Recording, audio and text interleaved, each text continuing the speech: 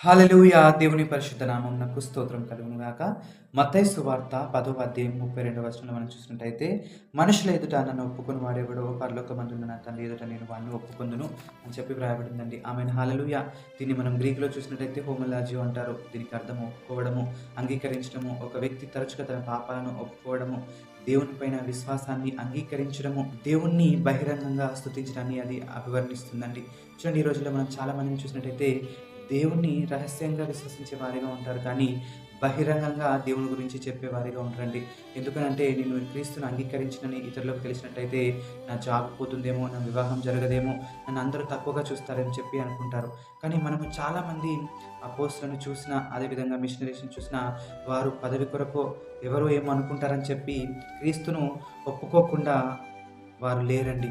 చూడండి, వారు ఎన్ని శ్రమలైనను, బాధలైన, హింసలైనను దేవుణ్ణి ఒప్పుకొని వారు నిలబడినట్టుగా మనం చూస్తున్నాం.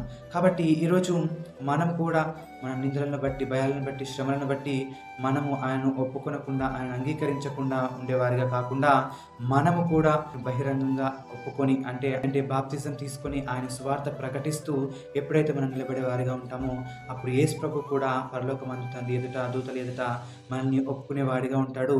మనకు నిత్యమైన ప్రతిఫలాన్ని అనుగ్రహించేవాడిగా ఉంటాడండి. ప్రభువటి కృప మనందరికీ దయచేయును గాక. ఆమేన్. హల్లెలూయా!